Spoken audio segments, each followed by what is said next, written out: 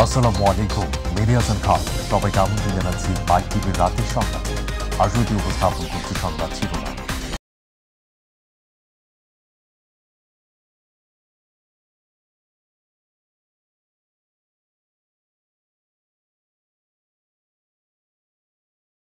স্বাধীন ফিলিস্তিন রাষ্ট্রের দাবিতে দেশব্যাপী ছাত্রলীগের বিক্ষোভ কর্মসূচি, ইসরায়েলের নৃশংসতা বন্ধ।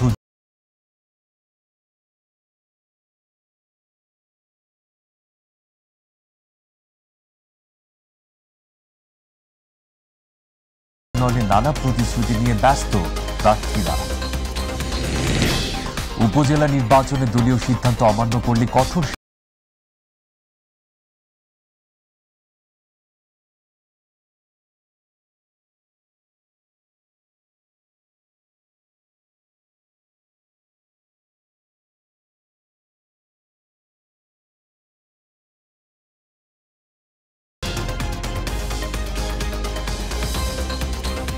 বলছিলাম সংবাদ শিরোনামগুলো, এবারে জানাতে চাই পুরো প্রসঙ্গ। তাপপ্রবাহ কমার সাথে সাথে সারা দেশে শুরু হয়েছে ঝড় বৃষ্টি।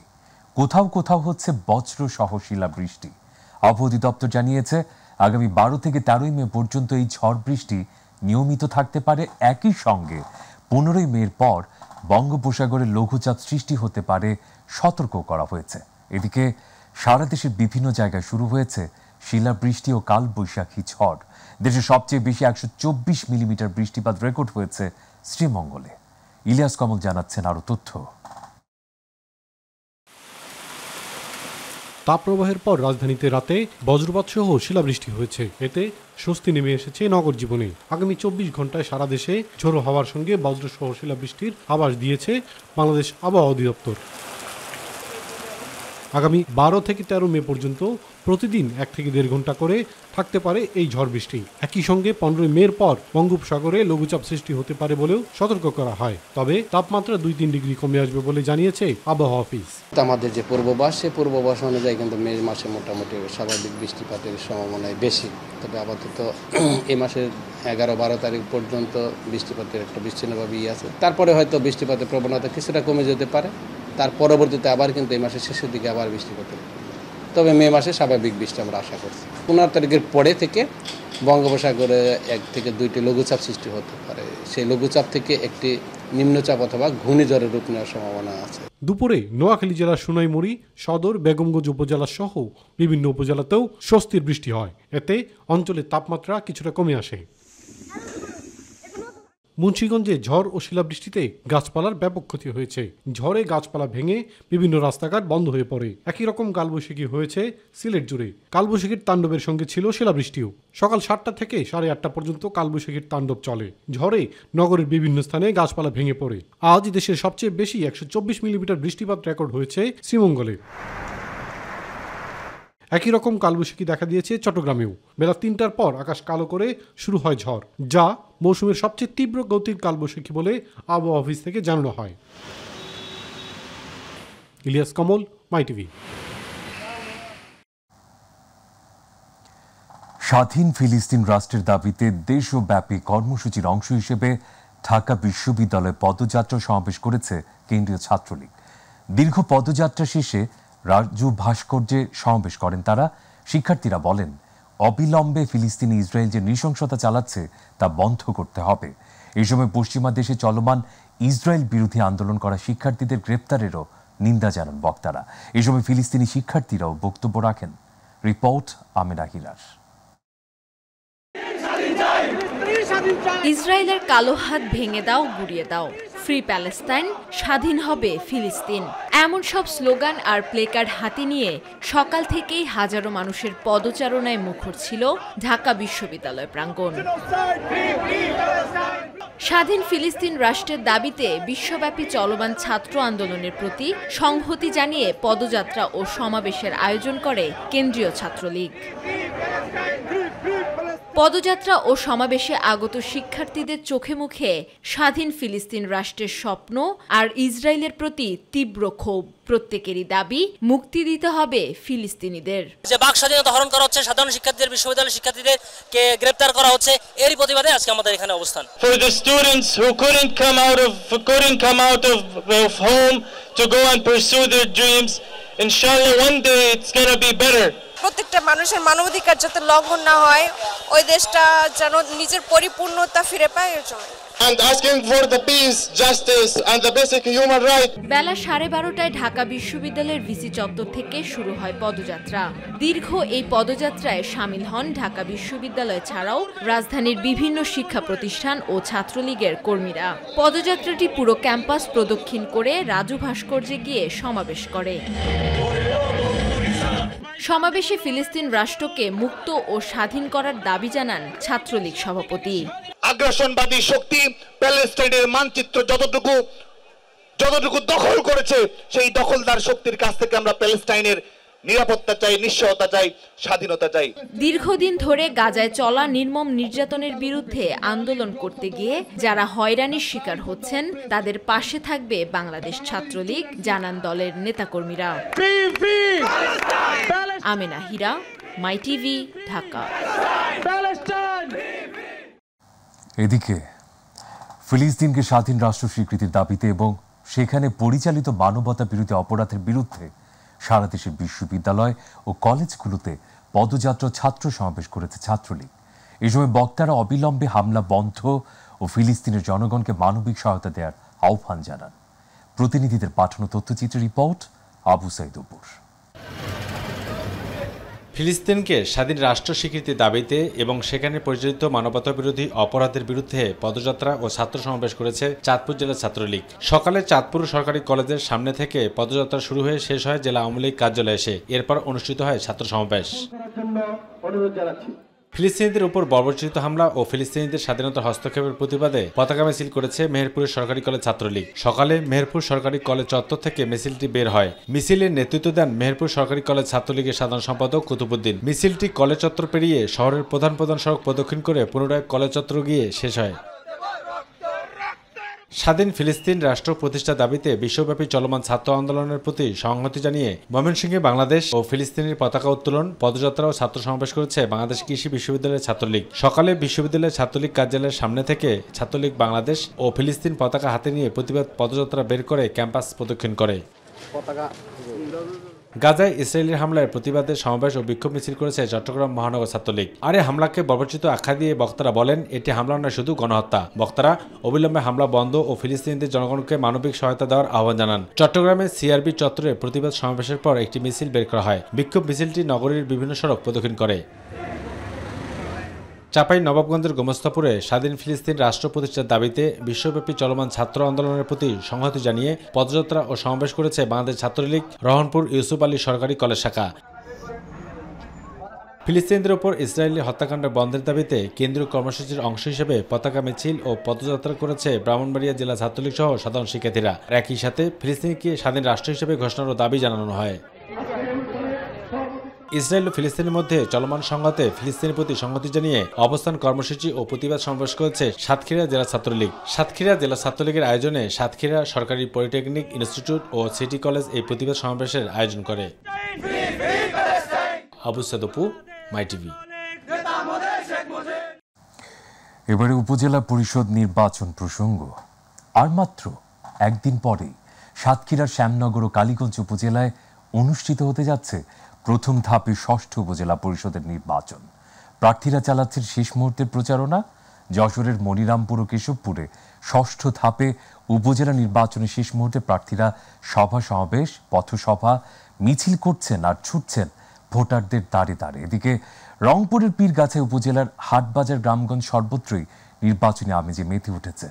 প্রতিনিধি ফয়জুল হক বাবু, শরীফুল ইসলাম ও খুরশিদ আলমের তথ্যে প্রতিবেদন এস এম হামিমের।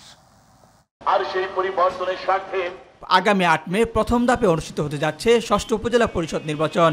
এই নির্বাচনে সাতক্ষীরা, শ্যামনগর ও কালীগঞ্জ দুই উপজেলায় 5 জন প্রার্থী চেয়ারম্যান পদে প্রতিদ্বন্দ্বিতা করছেন। তারা নির্বাচনে জয়ী হতে ভোটারদের দিচ্ছেন বিভিন্ন প্রতিশ্রুতি। নির্বাচনী প্রচারে বা গণসংযোগে গিয়ে আমার যতটা অনুভূতি এসেছে, আমি তাদের কাছে বিশ্বাসভাজন হয়েছি। এলাকার সুপেয় পানির অভাব, আমি এই সুপেয় পানি নিয়ে কাজ করতে চাই জনগণের সাথে। আগামী দিনে এই যে স্বপ্ন মানুষ দেখছে, এই স্বপ্ন পূরণে আমি অবশ্যই সফল হব। তবে প্রতিশ্রুতি নয়, এলাকার উন্নয়নে যারা কাজ করবে এমন প্রার্থীকে অবাধ, সুষ্ঠু ও নিরপেক্ষ নির্বাচনের মাধ্যমে নির্বাচিত করতে চান ভোটাররা। আমাদের ভোট আমরা যেন নিজেরাই দিতে পারি এবং পছন্দের প্রার্থীকেই দিতে পারি। সমস্ত জনগণ যাতে নির্বাচনে অংশগ্রহণ করতে পারে, এরকম একটা পরিবেশ সৃষ্টি হোক। আমরা একজন প্রার্থী চাই, আমরা যাতে এই সংস্কারগুলো সে করতে পারে, এইটা আমাদের দাবি। আমরা এমন একজন প্রার্থীকে বেছে নিতে চাই আমাদের কালীগঞ্জবাসীর উন্নয়ন নিয়ে আসতে পারে। নির্বাচন সুষ্ঠুভাবে সম্পন্ন করতে সকল প্রস্তুতি সম্পন্ন করা হয়েছে বলে জানিয়েছে জেলা প্রশাসক।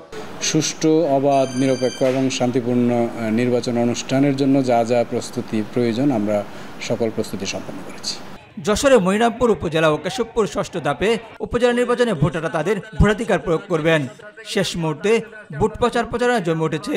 উপজেলা নির্বাচনে দলীয় প্রতীক না থাকায় যে কোন নির্বাচনে অংশগ্রহণ করায় জোরে সোরে মাঠে প্রচারণা চালাচ্ছেন প্রার্থীরা। যে জায়গায় যাচ্ছি তাতে আমি ব্যাপক সাড়া পাচ্ছি এবং তারা প্রত্যেকেই পরিবর্তন চাই। মনিরামপুরের যে ভবদা সমস্যা, এই সমস্যাটি নিয়ে রাষ্ট্রীয় যে সমস্ত জায়গা আছে এবং এর যে দপ্তরগুলো আছে সেসব জায়গায় আমি কথা বলবো যে স্থায়ী সমস্যা সমাধান করা যায়। অন্যদিকে রংপুরের পীরগাছা উপজেলায় নির্বাচনী প্রচারে ব্যস্ত প্রার্থীরা দিচ্ছেন প্রতিশ্রুতি, করছেন উঠান বৈঠক। এলাকার যুব সম্প্রদায়কে আমরা বিভিন্ন পাবলিক ইউনিভার্সিটিতে শুরু করে আমাদের বিশেষ ক্যাডার থেকে শুরু করে যে জায়গাগুলো আমাদের ঘাটতি রয়েছে সেই জায়গাটাতে আমরা এগিয়ে নিয়ে যেতে চাই। আমি উন্নয়ন করলাম রাস্তা, উন্নয়ন করলাম অবকাঠামো বা বিল্ডিং, কিন্তু ওখানে মানুষটাই খারাপ। তো সেই উন্নয়নটা আমি ওইভাবে উন্নয়ন মনে করি। SM হামিম, মাই টিভি। এদিকে ঝিনাইদহ 1 আসনের সংসদ সদস্য আব্দুল হাইয়ের মৃত্যুর পর শূন্য হওয়া আসনে আগামী 5 জন ভোট গ্রহণ করার সিদ্ধান্ত স্থগিত করেছেন হাইকোর্ট। ফলে আপাতত নির্বাচন অনুষ্ঠিত হচ্ছে না। সোমবার হাইকোর্টের বিচারপতি মোহাম্মদ জাকির হোসেনের একক নির্বাচনী বেঞ্চ এই আদেশ দেন। আদালতে আবেদনের পক্ষে শুনানিতে ছিলেন অ্যাডভোকেট সৈয়দ মামুন মাহবুব। এই বিষয়ে বিস্তারিত শুনানির জন্য আদালত আগামী 12 মে তারিখ ঠিক করেছেন। এই আসন থেকে দ্বাদশ জাতীয় সংসদে নির্বাচিত সদস্য ঝিনাইদহ জেলা আওয়ামী লীগের সভাপতি বীর মুক্তিযোদ্ধা আব্দুল হাই থাইল্যান্ডে চিকিৎসাধীন অবস্থায় 16 মার্চ মৃত্যুবরণ করেন। তার মৃত্যুতে আসনটি শূন্য হয়। উপজেলা নির্বাচনে যারা দলীয় শৃঙ্খলা ভঙ্গ করবেন তাদের কোনো না কোনোভাবে শাস্তির মুখোমুখি হতেই হবে বলে জানিয়েছেন আওয়ামী লীগের সাধারণ সম্পাদক ওবায়দুল কাদের। ধানমন্ডিস্থ আওয়ামী লীগ সভাপতির রাজনৈতিক কার্যালয়ে অনুষ্ঠিত দলের সম্পাদক মণ্ডলীর সভা শেষে একথা জানান তিনি। ওবায়দুল কাদের বলেন, 75 থেকে 2006 সাল পর্যন্ত গণতন্ত্রকে ধ্বংস করেছে বিএনপি। আরও জানাচ্ছেন রাকিব হাসান।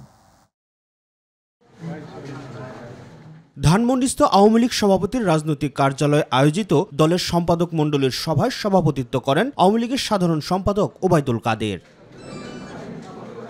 সভা শেষে ব্রিফিংয়ে আলোচনার বিষয়বস্তু তুলে ধরেন তিনি। ওবায়দুল কাদের জানান, শেখ হাসিনার স্বদেশ প্রত্যাবর্তন এবং আওয়ামী লীগের প্রতিষ্ঠাবার্ষিকী উপলক্ষে আয়োজন করা হয়েছে নানা অনুষ্ঠানের।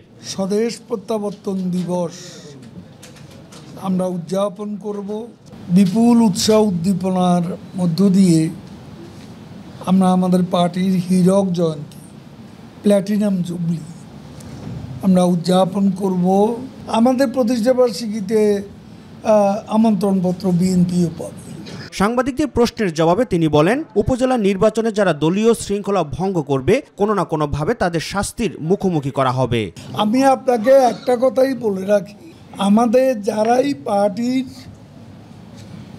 ডিসিপ্লিন ভঙ্গ করবে সময় মতো কোনো না কোনোভাবে শাস্তি তাদের পেতে হবে। এ সময় বিএনপি গণতন্ত্রকে ধ্বংস করেছে দাবি করে শেখ হাসিনা গণতন্ত্রকে পুনরুদ্ধার করেছে বলেও জানান ওবায়দুল কাদের। বাংলাদেশের গণতন্ত্রকে 75 থেকে 2006 সাল পর্যন্ত ধ্বংস করেছে বিএনপি। প্রহসনের নির্বাচন 1,23,00,000 ভুয়া ভোটার, হাঁ না ভোটে 114% হাঁ ভোট, এসব কিন্তু তাদেরই সৃষ্টি। রাকিব হাসান, মাই টিভি, ঢাকা। উপজেলা পরিষদের নির্বাচনে প্রার্থী তালিকায় বলে দিচ্ছে আওয়ামী লীগ শূন্য টিনের বাক্স হয়ে গেছে। আওয়ামী লীগের সাধারণ সম্পাদক ওবায়দুল কাদেরের বক্তব্যের জবাবে বিএনপির জ্যেষ্ঠ যুগ্ম মহাসচিব রুহুল কবির রিজভী মন্তব্য করেন, ক্ষমতাসীনদেরকে অনির্বাচিত মন্তব্য করে রাষ্ট্র ক্ষমতা থেকে আওয়ামী লীগকে সরাতে সম্মিলিত আন্দোলন গড়ে তোলার কথা বলেন নাগরিক ঐক্যের সভাপতি মাহমুদুর রহমান মান্না। রাজধানীতে আলাদা কর্মসূচিতে তারা এসব কথা বলেন। মাহবুব সৈকতের রিপোর্ট। কারাগারে আটক বিএনপি নেতাকর্মীদের মুক্তির দাবিতে জাতীয় প্রেস ক্লাবের সামনে সমাবেশের আয়োজন করে হাবিবুর নবী খান সোহেল মুক্তি পরিষদ। দ্বাদশ জাতীয় সংসদ নির্বাচনের মতো আসন্ন উপজেলা পরিষদ নির্বাচনও দেশের মানুষ প্রত্যাখ্যান করবে মন্তব্য করে সম্প্রতি আওয়ামী লীগ সাধারণ সম্পাদক ওবায়দুল কাদেরের বক্তব্যের জবাব দেন বিএনপির সিনিয়র যুগ্ম মহাসচিব রিজভী আহমেদ। সেই যে একটা দাবি নির্বাচন তারা করতে যাচ্ছেন যেখানে জনগণের কোনো সমর্থন নেই, তো ওবায়দুল কাদের সাহেব আপনার দল যে শূন্য টিনের বাক্স হয়ে গেছে ওইটা আগে ভরুন, কথা বলুন। বিএনপি দুর্বল হয়েছে না সবল আছে এইটা তো টের পান প্রতি মুহূর্তে, যার কারণে আওয়ামী লীগকে দিয়ে মোকাবেলা করার সাহস নাই বিএনপি। এই জন্য আইন শৃঙ্খলা বাহিনী পুলিশকে সাজিয়েছে। পরে বাংলা মোটর এলাকায় উপজেলা পরিষদ নির্বাচনে ভোটারদের কেন্দ্রে না যাওয়ার আহ্বান সম্বলিত লিফলেট বিতরণ করেন রিজভী আহমেদ সহ ঢাকা মহানগর দক্ষিণের নেতারা। এদিকে ঢাকা রিপোর্টার্স ইউনিটি মিলনায়তনে নেজামে ইসলামী পার্টির আলোচনা সভায় নাগরিক ঐক্যের আহ্বায়ক মাহমুদুর রহমান মান্না ক্ষমতাসীনদের বিরুদ্ধে সকল রাজনৈতিক দলকে নতুন উদ্যমে ঐক্যবদ্ধ আন্দোলন গড়ে তোলার আহ্বান জানান। এই সরকারকে ফেলতে হবে, এই সরকারকে পদত্যাগে বাধ্য করতে হবে, সেইখানে রাস্তায় আমাদের ঐক্য হবেই, এই একটা আমি বিশ্বাস করি। মাহবুব সৈকত, মাই টিভি, ঢাকা। প্রত্নতত্ত্ব সম্পদ আইন 2024-এর খসড়া অনুমোদনের জন্য মন্ত্রিসভার বৈঠকে উপস্থাপন করেছিলেন সংস্কৃতি বিষয়ক মন্ত্রণালয়, তবে এটি অনুমোদন করা হয়নি। খসড়ার কয়েকটি জায়গায় সংশোধন করতে বলেছে মন্ত্রিসভা। সকালে প্রধানমন্ত্রীর কার্যালয়ে অনুষ্ঠিত মন্ত্রিসভা বৈঠকে এই খসড়ার উপস্থাপন করা হয়। প্রধানমন্ত্রী শেখ হাসিনা এতে সভাপতিত্ব করেন। বৈঠক শেষে বিকেলে সচিবালয়ে মন্ত্রিপরিষদ সচিব মোহাম্মদ মাহবুব হোসেন প্রেস ব্রিফিং এই তথ্য জানান। মন্ত্রিপরিষদ সচিব বলেন, এই আইনের খসড়ায় মূলত বাংলাদেশে যে প্রত্ন সম্পদ আছে সেগুলো সংরক্ষণ করা এবং সেগুলো হস্তান্তর নিয়ন্ত্রণ করার বিষয়গুলো ছিল। এসব বিষয় যদি কেউ অমান্য করে তখন তাদের জন্য শাস্তির বিধান ছিল। এই খসড়া পরবর্তী বৈঠকে আবার আনতে বলা হয়েছে বলেও জানান মোহাম্মদ মাহবুব হোসেন।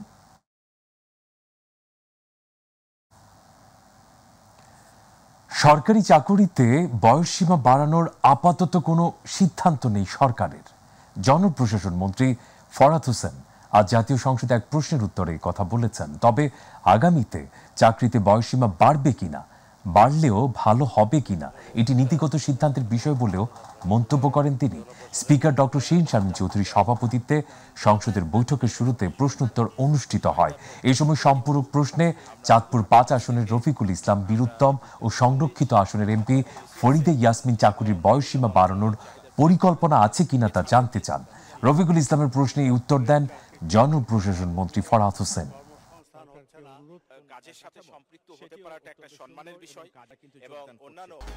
পুলিশের গোয়েন্দা বিভাগের সদস্য পরিচয়ে পাসপোর্ট আবেদনকারীদের সঙ্গে প্রতারণার মাধ্যমে অর্থ হাতিয়ে নিয়ে আসছিল একটি চক্র। রাজধানীর বিভিন্ন স্থান থেকে এই চক্রের 9 সদস্যকে গ্রেপ্তার করেছে ঢাকা মহানগর গোয়েন্দা পুলিশ। সোমবার সংবাদ সম্মেলনে গোয়েন্দা প্রধান জানান, প্রথমে পাসপোর্ট অফিসের পিয়ন ও আনসার সদস্যদের সহায়তায় সংগ্রহ করা হতো আবেদনকারীর তথ্য। এরপর পুলিশের পরিচয়ে টাকা হাতিয়ে নিত চক্রটি। নুসরাত শারমিন জানাচ্ছেন বাকিটুকু।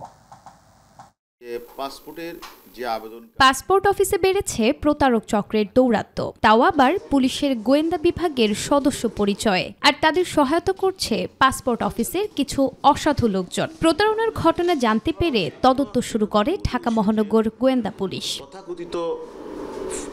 ঢাকার বিভিন্ন স্থান থেকে গোয়েন্দা পুলিশের হাতে গ্রেফতার হয় প্রতারক চক্রের 9 সদস্য, যারা দীর্ঘদিন ধরে পাসপোর্ট আবেদনকারীদের সঙ্গে প্রতারণার মাধ্যমে হাতিয়ে নিত অর্থ।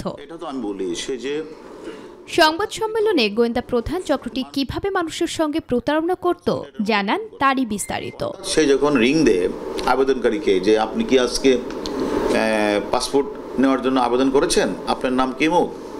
সে বলে হ্যাঁ, এবং আপনার বাড়ি মুখ।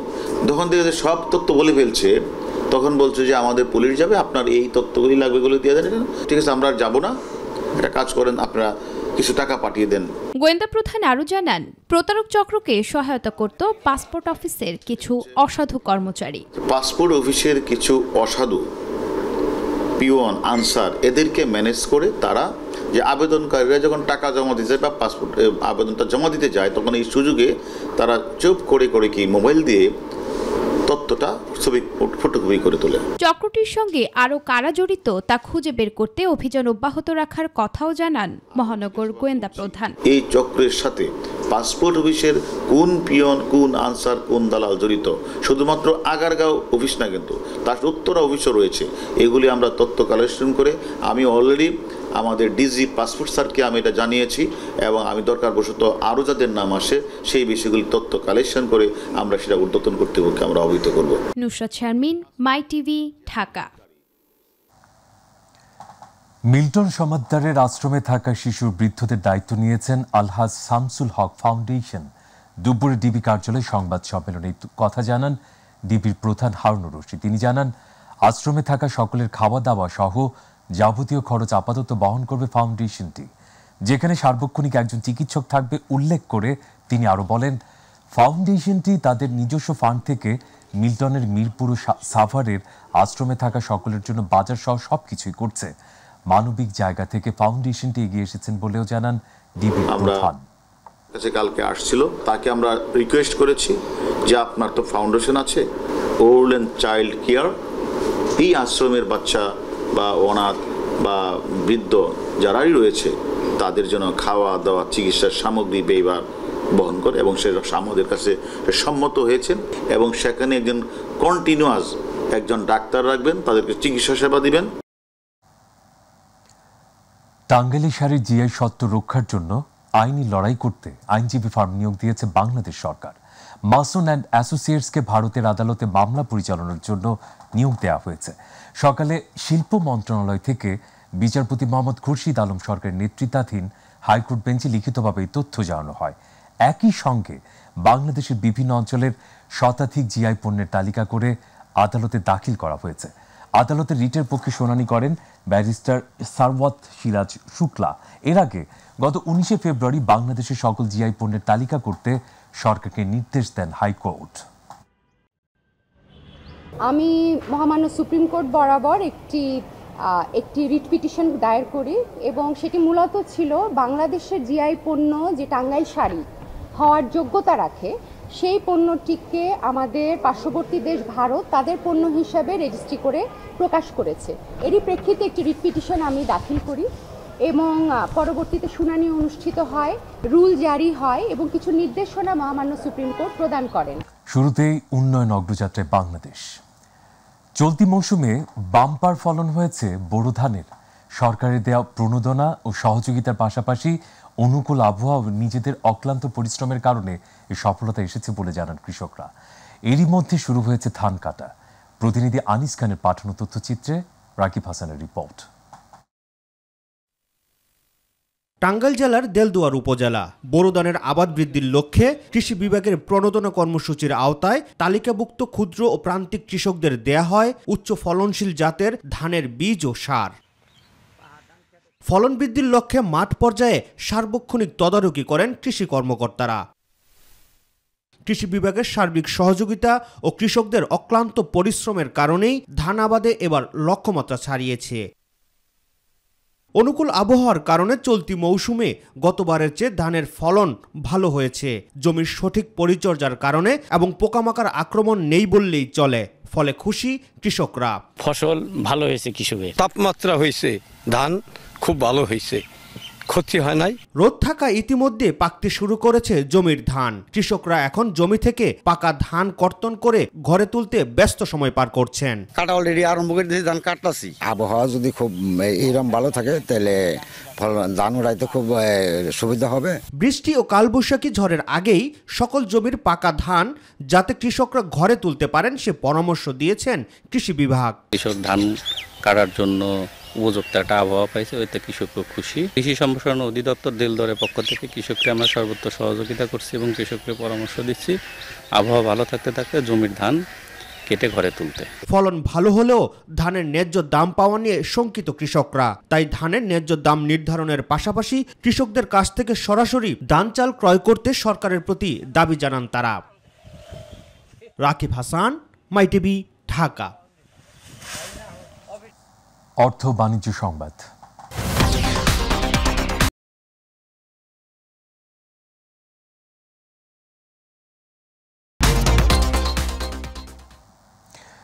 নতুন আঙ্গিকে অফিসিয়াল সনি পণ্যের সমাহার নিয়ে Sony centre experience zone Bashundhara সিটির আনুষ্ঠানিক উদ্বোধন করল র্যাঙ্কস ইলেকট্রনিক্স। বিশ্বমানের ইলেকট্রনিক্স ব্র্যান্ডের পণ্যের বিপুল সমারোহ থাকবে এই র্যাঙ্কস স্টোরে। উদ্বোধন উপলক্ষে থাকছে আকর্ষণীয় ডিসকাউন্ট, ফ্রি গিফট সহ আরও অনেক চমক।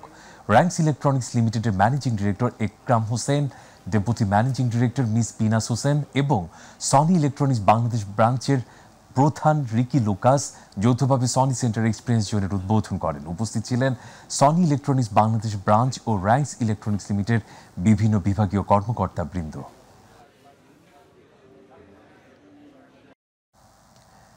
মানুষের ক্রয় ক্ষমতা সাধু সাধ্যের মধ্যে সকল সুযোগ সুবিধা বিদ্যমান রেখে নতুন দুটি আবাসিক প্রকল্প হাতে নিয়েছে বাংলাদেশের ঐতিহ্যবাহী ব্যবসায়ী প্রতিষ্ঠান ভাইয়া গ্রুপ। প্রতিষ্ঠানটির অঙ্গ প্রতিষ্ঠান ভাইয়া হাউজিং এর পরিচালনায় প্রকল্পগুলো হচ্ছে বীরতারা সিটি ও পাইন সিটি। ইতিমধ্যে প্রকল্প দুটি দৃশ্যমান অবস্থায় দাঁড়িয়েছে। আবাসন খাতে সব ধরনের মানুষের কথা বিবেচনা করে সুলভ মূল্যে ও কিস্তিতে প্লট কেনার সুযোগ করেছে প্রতিষ্ঠানটি। পাশাপাশি ক্রয়কৃত হওয়ায় মূল্য পরিশোধের সাথে সাথে রেজিস্ট্রেশনের সুবিধা দেওয়া হয়েছে। এই উদ্যোগ বাংলাদেশের আবাসন খাতে বৈপ্লবিক পরিবর্তন আনবে বলে মনে করেন প্রতিষ্ঠানের কর্মকর্তারা।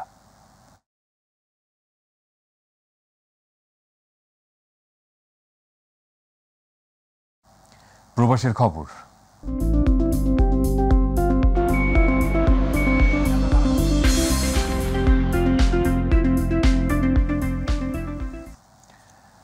মালয়েশিয়া গাউসিয়া কমিটির উদ্যোগে ঈদ পুনর্মিলনী ও নতুন কমিটির অভিষেক হয়েছে। প্রতিনিধি আশরাফুল মামুন জানান, রোববার সন্ধ্যায় কুয়ালালামপুরের বুকিত বিনতাং এ একটি রেস্টুরেন্ট এ উপলক্ষে আলোচনা সভা ও দোয়া মাহফিল হয়।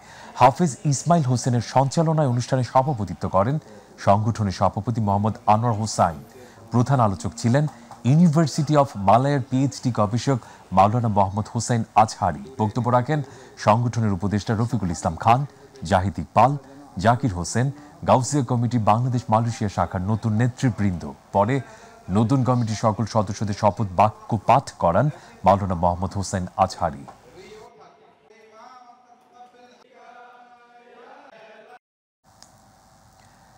সৌদি আরবের মদিনায় বাংলাদেশ বিমানের এজেন্ট সেলিব্রেশন উপলক্ষে কেক কাটা হয়। মদিনার প্রতিনিধি আব্দুল্লাহ মামুন জানান, একটি হোটেলে অনুষ্ঠানের আয়োজন করা হয়। ফাইন্যান্স ম্যানেজার ইউনুস শরীফের পরিচালনায় ও কান্ট্রি ম্যানেজার রাশেদ আমির খানের সভাপতিত্বে অনুষ্ঠানের প্রধান অতিথি ছিলেন ইলাফ কোম্পানির জিএসএ ম্যানেজার সৈয়দ ফুরকান। অনুষ্ঠানে বেস্ট সেলস এজেন্টদের মধ্যে বাংলাদেশ বিমানের পক্ষ থেকে বিশেষ সম্মাননা দেওয়া হয়। এছাড়া রাফেল ড্রর মাধ্যমে 3 জনকে ঢাকা মদিনা, মদিনা ঢাকার বিমানের টিকিট দেওয়া হয়।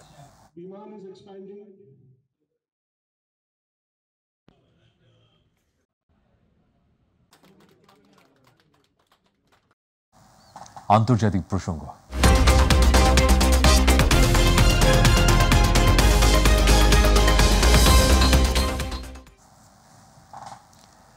হামাসের রকেট হামলায় ইসরায়েলের 3 সৈন্য নিহত হয়েছে, আহত হয়েছে আরও বেশ কয়েকজন। অবরুদ্ধ গাজা ভূখণ্ডে চলমান যুদ্ধের মধ্যেই ইসরায়েল গাজার মধ্যবর্তী কেরেম শালম সীমান্ত ক্রসিংয়ে হামাসের রকেট হামলায় হতাহতের এই ঘটনা ঘটে। গাজা উপত্যকার ভেতর থেকে হামাসের রকেট হামলার পর ইসরায়েল গাজার কেরাম শালম ক্রসিং বন্ধ করে দিয়েছে। ইসরায়েল বলছে এই হামলায় তাদের 3 সৈন্য নিহত হয়েছে এবং আরও কয়েকজন আহত হয়েছে। হামাসের সশস্ত্র শাখা আল কাসাম ব্রিগেড বলছে তারা কেরেম শালম ক্রসিংয়ে হামলা চালিয়ে এবং স্বল্প পাল্লার রকেট দিয়ে তারা ইসরায়েলি সৈন্যদের লক্ষ্যবস্তু করেছে। এদিকে ইসরায়েলে সংবাদ মাধ্যম আল জাজিরার সম্প্রচার বন্ধ করে দিল নেতানিয়াহু প্রশাসন। আল জাজিরা নেটওয়ার্ককে ইসরায়েলের জাতীয় নিরাপত্তার জন্য হুমকি বলে আখ্যা দেওয়া হয়। এক বিবৃতিতে বলা হয়, গাজায় যতদিন অভিযান চলবে ততদিন বন্ধ থাকবে চ্যানেলটি। রোববার পূর্ব জেরুজালেমে আল জাজিরার অফিসে হানা দেয় ইসরায়েলি প্রশাসন। সেখান থেকে জব্দ করা হয় টেলিভিশন সম্প্রচারের নানা যন্ত্রপাতি। এই ঘটনায় তীব্র প্রতিবাদ জানিয়েছে কাতার ভিত্তিক এই টেলিভিশন। তেল আবিবের পদক্ষেপের নিন্দা জানিয়ে আইনি ব্যবস্থা নেওয়ার ঘোষণা দিয়েছে কাতার ভিত্তিক আল জাজিরা। এবারে খেলার খবর।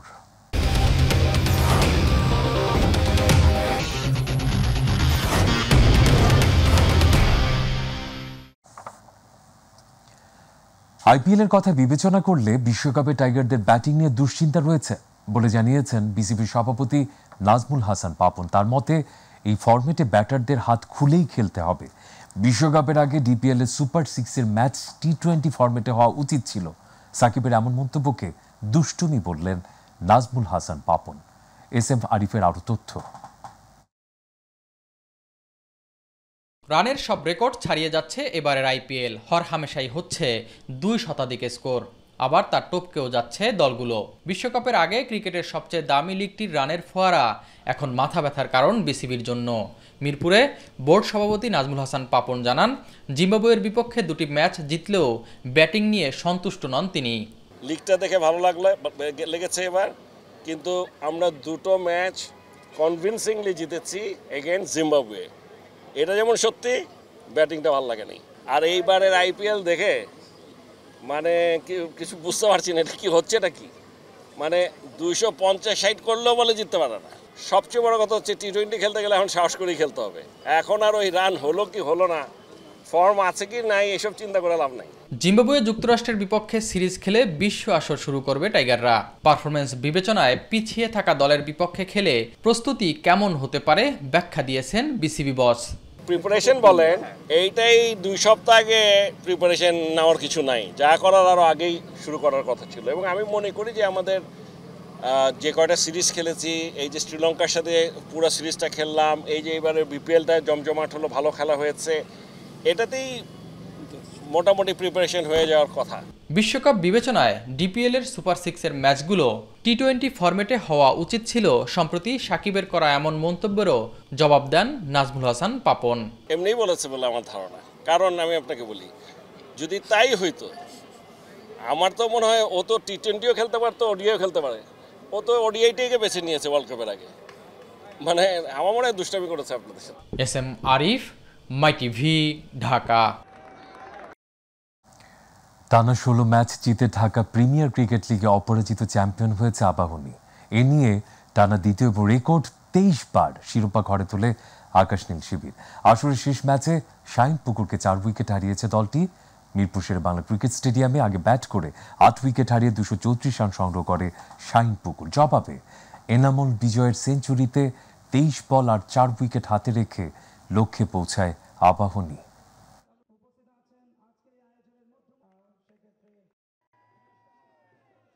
আমার মনে হয় আমার ড্রেসিং রুমটা ইজ ফ্যান্টাস্টিক। আমি মনে করি দারুণ একটা ড্রেসিং রুম আমার টিমের। ছেলেরা একসাথে মানে সব মানে তাদের ট্রেনিং থেকে আরম্ভ করে বলেন বা মানে একসাথে ঘোরাফেরা করা, মানে যখন তারা প্রিমিয়ার লিগটা খেলে তারা একটা ফ্যামিলি হয়ে যায়। শুড বি ভেরি অনেস্ট, একটা ইউনিটি থাকে টিমের মধ্যে। সবচেয়ে বড় কথা, এটা একটা সাকসেসের অন্যতম কারণ আমি মনে করি, টিম স্পিরিট। ক্রিকেটের আরও কিছু খবর। বিশ্বকাপ উপলক্ষে সারা বিশ্ব যখন ক্রিকেট নিয়ে চিন্তায় মগ্ন, তখনই ক্রিকেটের এই উৎসবে জঙ্গি হামলার হুমকি দিয়েছে পাকিস্তানের উগ্রবাদী সংস্থা প্রো ইসলামিক স্টেট। পাকিস্তানের একটি সংবাদ মাধ্যমে তারা দাবি করেছে যে বিশ্বকাপ চলাকালীন নাশকতা হবে। ক্রিকেট বিষয়ক ওয়েবসাইট ক্রিকবাজ এমন হুমকির কথা প্রকাশ্যে এনেছে। এস এম আরিফের আরও একটি প্রতিবেদন। টি-20 বিশ্বকাপের বাকি 1 মাসেরও কম, চলছে শেষ সময়ের প্রস্তুতি। ইতিমধ্যে স্কোয়াড ঘোষণা করেছে একাধিক দল।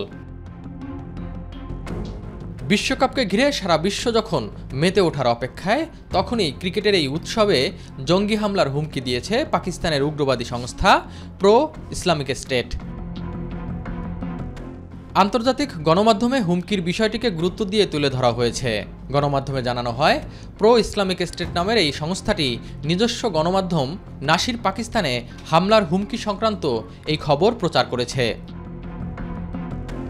নিরাপত্তা সতর্কতায় বলা হয়েছে আইএসপন্থী গণমাধ্যমগুলো খেলাধুলার ইভেন্টগুলির বিরুদ্ধে সহিংসতাকে উস্কে দেওয়ার প্রচারণা শুরু করেছে। আইএসের আফগানিস্তান পাকিস্তান শাখা থেকে ভিডিও বার্তায় এই হুমকি দেয়া হয়। এদিকে এই হুমকির পর নড়েচড়ে বসেছে ওয়েস্ট ইন্ডিজ ক্রিকেট বোর্ড। বিশ্বকাপে অংশ নেয়া দেশের ক্রিকেটার, সাপোর্ট স্টাফ এবং দর্শকদের নিরাপত্তার জন্য সব ধরনের ব্যবস্থা নেওয়ার কথা জানায় তারা। এসএম আরিফ, মাই টিভি। আর্জেন্টিনাকে 1978 বিশ্বকাপ জেতানো কিংবদন্তি কোচ সিজার লুইস মেনুত্তি মারা গেছেন। আর্জেন্টিনা ফুটবল অ্যাসোসিয়েশন তার মৃত্যুর খবরটি নিশ্চিত করেছে। মৃত্যুকালে মেনুত্তির বয়স হয়েছিল 85 বছর। ডেস্ক রিপোর্ট আতিকুর রহমান তিতাসের। আর্জেন্টিনাকে 1978 সালে প্রথম ফুটবল বিশ্বকাপ জেতানো কোচ সিজার লুইস মেনুত্তি মারা গেছেন। আর্জেন্টিনা ফুটবল অ্যাসোসিয়েশন তার মৃত্যুর খবরটি নিশ্চিত করেছে। মৃত্যুকালে মেনুত্তির বয়স হয়েছিল 85 বছর। 1938 সালে মেসির জন্মশহর রোজারিওতে জন্মেছেন মেনুত্তি। স্ট্রাইকার পজিশনে খেলা মেনুত্তি 1963 থেকে 68 পর্যন্ত আর্জেন্টিনার জার্সিতে 11 ম্যাচ খেলেছেন। আকাশি সাদার জার্সিতে গোল করেছেন 2টি। পরে কোচিংয়ে যোগ দেন। 37 বছরের কোচিং ক্যারিয়ারে আর্জেন্টিনা ও মেক্সিকো জাতীয় দলের কোচ ছিলেন। এছাড়া বার্সেলোনা সহ 11টি ক্লাবের কোচের ভূমিকা পালন করেন। 1976 সাল থেকে 1983 সাল পর্যন্ত ছিলেন আলবিসেলেস্তাদের কোচ। আর 1991 থেকে 92 সাল পর্যন্ত ছিলেন মেক্সিকো জাতীয় দলের কোচ। আর্জেন্টিনাকে ঘরের মাঠে 1978 সালে বিশ্বকাপ জেতানো মেনুত্তি পরের বছরই অনূর্ধ্ব 20 দলকেও জিতিয়েছেন যুব বিশ্বকাপ। জাপানে 1979 সালে অনুষ্ঠিত সেই টুর্নামেন্টে সেরা খেলোয়াড় হন কিংবদন্তি দিয়েগো ম্যারাডোনা। গোল্ডেন বল জিতে সেই টুর্নামেন্ট দিয়ে নিজের আগমনের বার্তাও জানিয়েছিলেন ম্যারাডোনা। দীর্ঘদিন ধরেই অসুস্থতায় ভুগছিলেন মেনুত্তি, ছিলেন লোকচক্ষুর অন্তরালে। আর্জেন্টিনার সংবাদ মাধ্যম জানিয়েছে, মৃত্যুর আগে রক্তশূন্যতায় ভুগে প্রায় মাসখানেক হাসপাতালে ভর্তি ছিলেন তিনি। এদিকে মেনুত্তির মৃত্যুতে শোক প্রকাশ করেছেন আর্জেন্টাইন অধিনায়ক লিওনেল মেসি। আর্জেন্টিনার কোচ লিওনেল স্কলানি লিখেছেন, ফুটবলের একজন শিক্ষক আমাদের ছেড়ে চলে গেলেন। সেই সব স্নেহের কথার জন্য ধন্যবাদ, যার মাধ্যমে তিনি আমাদের মনে ছাপ রেখে গেছেন। আতিকুর রহমান তিতাস, মাই টিভি। এর সাথে সংবাদের শেষ পর্যায়ে আমরা যাবার আগে মনে করিয়ে দিচ্ছি সংবাদ শিরোনামগুলো।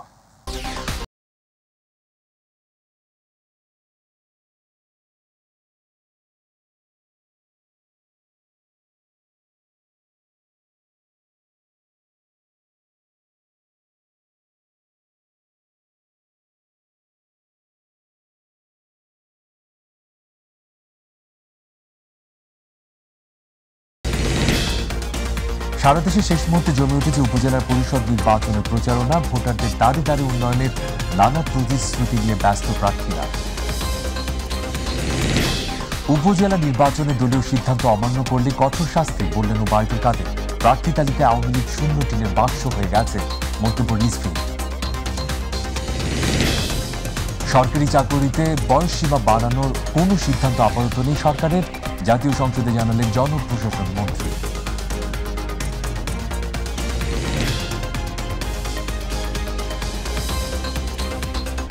দর্শক, এই ছিল এখনকার সংবাদ। পরবর্তী সংবাদ দেখার আমন্ত্রণ। বিদায় নিচ্ছি মেহেদী হাসান খান। আল্লাহ হাফেজ।